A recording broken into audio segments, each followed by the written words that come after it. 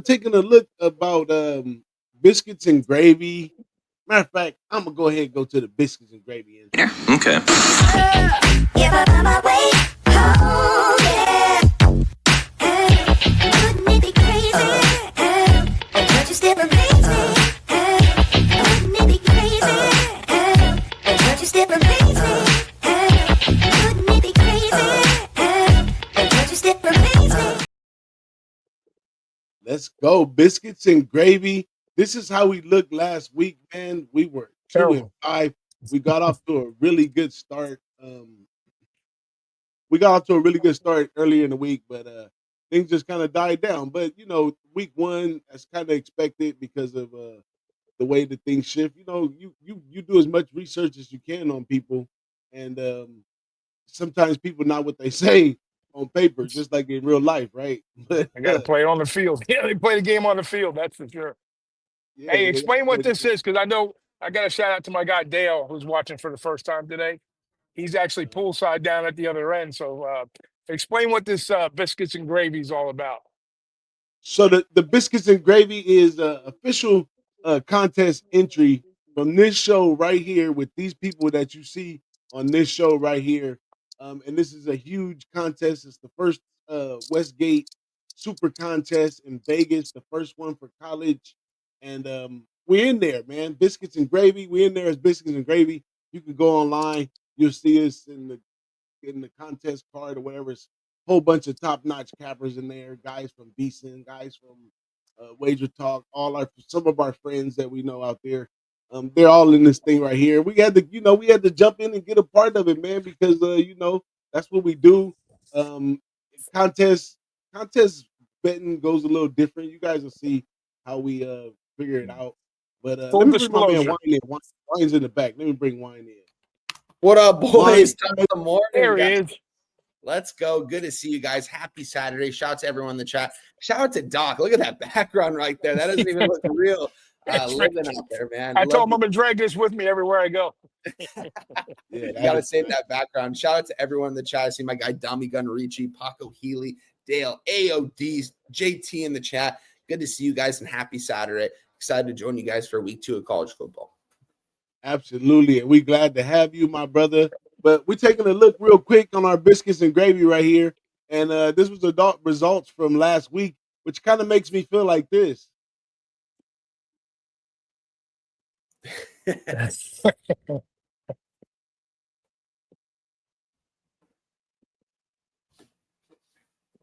Just to say the least. Yeah. That's Hey, For what's real, that saying you especially got for about the the, start. the sunshine on a dog's ass? hey, yeah, That, the sun got to shine on a dog's ass someday, sometimes right. twice in a day. But we got a clean slate this week, fellas.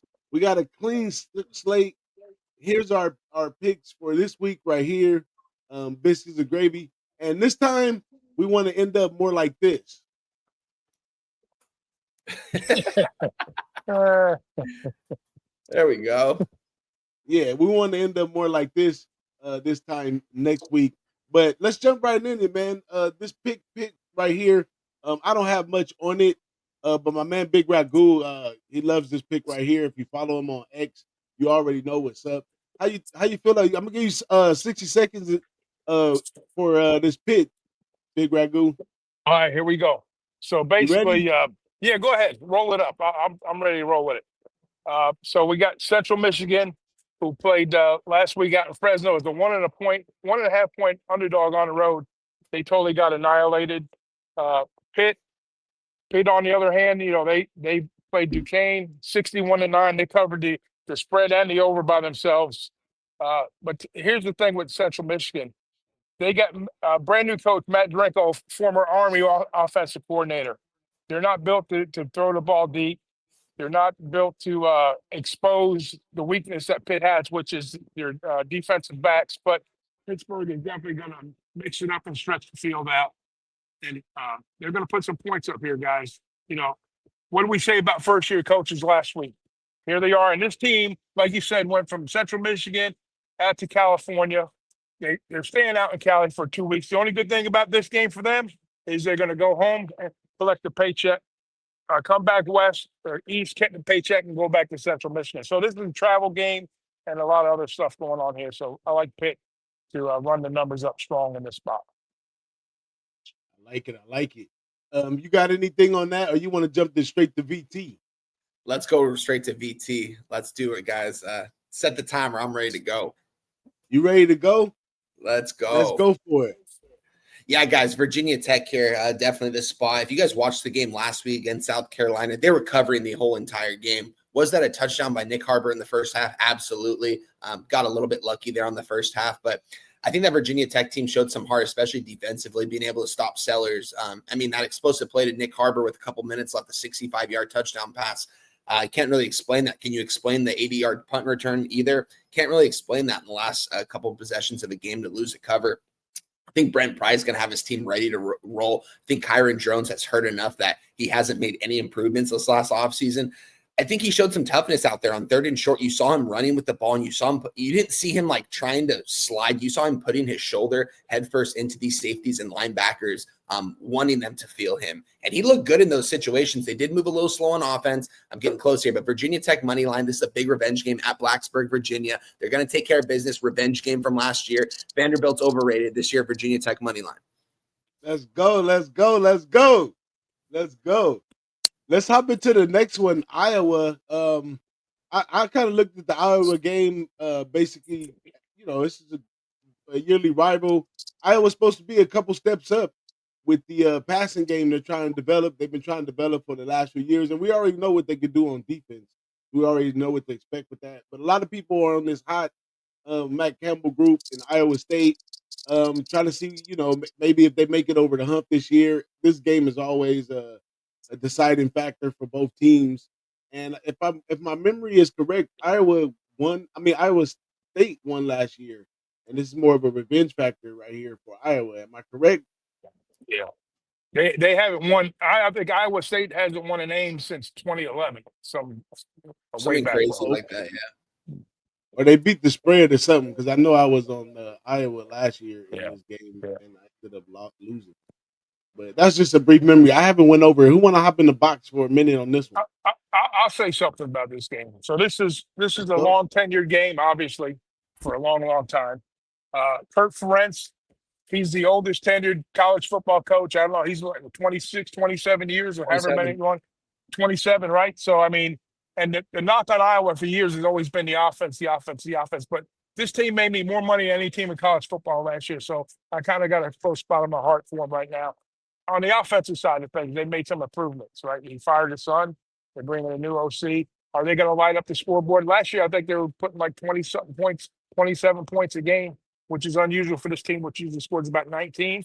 But I think they run it back again this year. And then in these games, 3 points is a premium here. So, and you're getting the hook. So I'll take the 3.5 with Iowa all day long in this spot. Man, there we go right there. In 60 seconds or below 60 seconds, my man Ragu handles that one. You got anything you want to add to that, Wine? You was on that pretty much earlier too, wasn't you? I'm on Iowa +3, and I'm on the first half under 20.5. I think the first half's going to go under and the full game's going to go over. I think Iowa, they have a lot to play for Coach Kirk, going out there for all-time wins in Big Ten history, going against the in-state rivalry. This is a small state, but the state is divided into two schools, guys, two schools, Iowa State and Iowa. These teams do not like each other. The students don't like each other. It's going to be a really fun game to watch. I think getting those points in your back pocket with Iowa is good money. I think Iowa wins this game outright. They lost last year. I think Iowa State could lose this game and go undefeated the rest of the year and go 11-1. I think that's the kind of schedule that they have. Iowa needs this game if they want to maybe make a college football playoff. I know they're not looking for that. They're looking for a Big Ten title. And then you see where you go from there. But at the same time, I think this is a bigger game than that. I think this means more than just football. This is bragging rights for your whole entire state and the university. Give me Iowa +3 -110. That's what I'm talking about right there, man. We got a huge thing going on in the chat right here, man. Shout out to Dad Father, OE, Dale's in the chat, Skylar's in the chat, OG Wham in the chat. OG Wham is in the back. My man Nasty Nate in the chat too. Wham was in the back. Wham, let us get through biscuits and gravy and a couple plays, and we'll be open for whatever we want to go through on the show right here. But I'm gonna keep it moving. I'm gonna jump on the next one. UCLA, give me 60 seconds. Let's go. So UCLA last week, low key was kind of expected. We talked about it early in the season about Utah on a big bounce back year and how many times Willingham's been bounced back in his past when he's had a bad season, and he kind of took it out on UCLA last week. That doesn't mean that you pump the brakes on UCLA. I mean, UCLA is still a quality team. This should be Nico's week to be able to let down his hair and show you what he's working with for the most part. But pause on that. It sounds kind of crazy, but anyways, despite the level down that we feel that the UNLV is, UNLV they're 2-0. But I think this is where the thing stops today. This is a buy low opportunity for UCLA right here. I'm taking UCLA minus 2.5. Let's get it. Next up, Colorado. Big Ragu, you want to take Colorado? Or you want me to jump on it? What did Wine have anything to say on the UCLA game? Oh, I might have a thing or two to say about that, guys. I What I figured want That's that's. I'm sorry, DJ. I had to stop my that bad. because I My know bad. I my already guys got a knew. thing to say. No, what I want to talk about specifically is the offense. The offense didn't look as bad as it looked on the scoreboard last week. They were playing from behind early. They couldn't run the ball. And what Tino said in the offseason, he wants to run the ball. He wants to run the ball like old school SEC style. He's a Nick Saban disciple, as he said specifically. He wants to run the ball. He wants to tire out this defensive line. He's got two good running backs in Jalen Berger and Javian the Jet Thomas. We know Deshaun Foster likes to run the ball. I mean, he didn't last year, but we know he's a running back coach. We got Nico at the helm here. I think this is a kind of team that Nico should be able to go out there and absolute dog walk. This is the perfect kind of opponent for Nico and Tino to get their offense right going into this game. It's not going to be a hostile environment by any means. They're way more talented than this team. I think the line is as short as it is because all the Tennessee fans, everything you look, Nico's trash, UCLA's trash. Thanks for Joey Aguilar, all this stuff. And it's just talk. And I think Nico's going to show up to the task today. Tino didn't seem too worried last week. I mean, I trust Tino sincerely. That's my big thing. I think he knows what he's doing with this offense, and I think he's going to get it going in this game specifically. UCLA might not have a great season, but I think they get it done here. UCLA money line, they take care of business. They have to win this game, guys. This is a must win. Got it. 100%. 100%. Jumping into Colorado.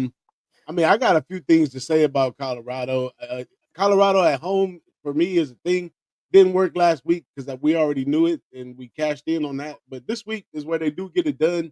They got to get those donors. They got to get those people in the stands. They got to do all those type of things to continue to afford what they do. Don't forget, on the back end, this is a business, baby, and they got to get this money today. The team didn't look very, very bad in last week, though. They did show little improvement to me on offense, where I think the quarterback kind of handles the pressure and he throws the ball in the pocket way better than Shador. People probably gonna hate me for saying that, but anyways, he did. He's a more calmer, His I guess his IQ is a little better, and I think he gets moving around. He can make the scores, but I was really impressed by the little running back they got. I think it was number 20. This guy was like a little small dude bulldozer, which is a scheme that a lot of the newer coaches are using. These really short, like buff, stocky guys to run the ball, and it gives it's harder to find those guys coming out the hole. So, and then they have a low center of gravity, so they're able to get you on impact. So they got one of those guys running the ball, which could be dangerous. And they're playing a FCS school, Delaware. So they're gonna be able to exploit all of that, and the wide receiver room. They're gonna be able to get the ball out to the wide receivers. Nothing like you seen last week will be this week. You got anything on that one, Big Ragu? Yeah, I got an opinion. I got an opinion on this one. From the takeaway from last week versus Georgia Tech. I'm a big Georgia Tech fan of Brent Key. Yep. They played French game football, and I got to give Colorado a lot of credit in that game because they came to play and they played a good football game. That went right down to the end. Basically, didn't go their way at home, unfortunately. But what I was impressed with is their defense kind of held their ground. Where last year not so much. With Sapp coming in and trying to take bring that pro style. They run a lot of pro style sets on that defense Yeah. lines and whatnot. So I mean, they played a good football game, played a solid football game, and quarterback play was impressive for me. So they were more of a well-rounded football team. So there is life after the Sanders boys left and Travis Hunter. So this, like you said, I think they pick up the pieces here. Did they get their, I'd say feelings hurt, but that was a tough loss for them at home. But they played a great football game, so I think they move forward here a little bit. game because it looked like from a talent stand, like when I capped that game, I was like, Georgia Tech is the much better team here. But Colorado really showed me something last week, despite having, Sanders boys out of there, Travis Hunter's out of there. Still got Dion. You got Warren Sapp, as you mentioned, Ragu, the defensive line coach over there. I mean, this guy's probably going to be a DC for a Power 4 program, and I guess by next year, if not for this Colorado team. So that's going to be really interesting. What's the number currently sitting on this Colorado game right now, Doc? You know what? 20, I only get 23 and a 25. half. I'm Yeah. seeing 23 and a half right now, minus 115 against Delaware. Yeah. I like it with you guys. I think Colorado should blow these guys out. I mean, Dion already said that he's probably going to play Julian Lewis in this game too, which means that they're probably going to break the doors off these guys. It's going to be interesting to see. I think Colorado's the side here, though, at home in Boulder, coming off a good showing against Georgia Tech. I like it. You're muted, boss. Yeah, I'm back. Oh yeah, I'm with it 100%. Let's keep it moving. USC, sort of the same thing right here with USC.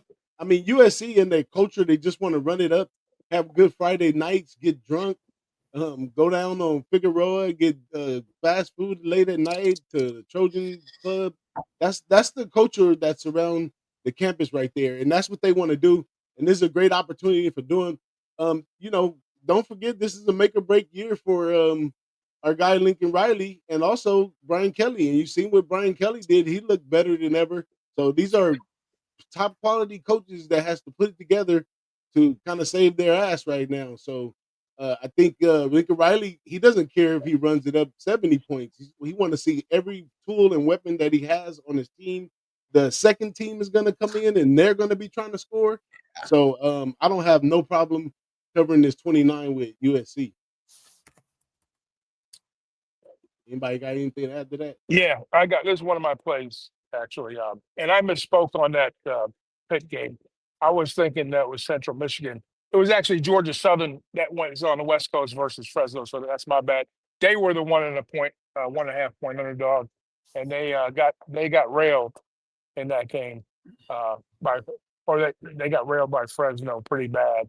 But today, like I said, they're at the Coliseum playing USC, and this, like I was saying earlier, USC has a very favorable Big Ten schedule for them. They don't have to play Penn State. They don't have to play Ohio State, and this is going to be a style points game for them. This game here is a game where they'll get to open up a little bit. I mean, last week they played Missouri State. Okay, 36.5-point chalk, 73-13 on the win, and they covered the total by themselves also. So this game, to me, kind of reminds me of the Pitt Central Michigan game, but I'm not going to say a lesser opponent, but they did a little bit of a hangover probably for them. And this is the paycheck game for Georgia Southern. They're going to get to go back to Statesboro, say hello to my buddy Jimmy by the barn, and put that big check in the bank. So, but as far as Lincoln Riley goes, that's what I'm saying. This game's 3 wins. Lincoln Riley show today. They put it on. Probably has a great game, and I think they cash the money. They get the money. The only people they really have to worry about is the Ducks, who are also a machine. But like I said, this is all about impressing the BCS judges. So when they get down to I don't think there'll be a French team. I think they're going to get in. I really do. I think USC, because of their schedule, gets in this year, but I think they put up a lot of points here. 28.5 seems like a lot, but there's a lot of big spreads today, and I think a lot of these teams that are favored heavily, they get to the window because the books had a field day last week. I think the players, if they lay the wood this week, they'll cash some tickets. I agree with you. I think laying the wood with USC is the right thing. I mean, you got to think about the playmakers they have at the wide receiver position. I mean, our guy, boss, Mekhi Lemon, right out of Los Alamitos High School a couple years ago. This guy's one of the best wide receivers in all of college football. This guy's going to be a first or second round draft pick when it comes down to the NFL. This guy with the ball in his hand is so explosive. They've got Jacoby Lane as well. There's so much talent on this USC roster. We saw what they did at the running back position. They grabbed the number 1 JUCO running back over there in Jordan from, I forgot where he was playing, but if you look at his JUCO college tape, it's just absolutely wild. It is a big step up in competition, but they should wipe the floor with this team. These wide receivers should get whatever they want on this secondary.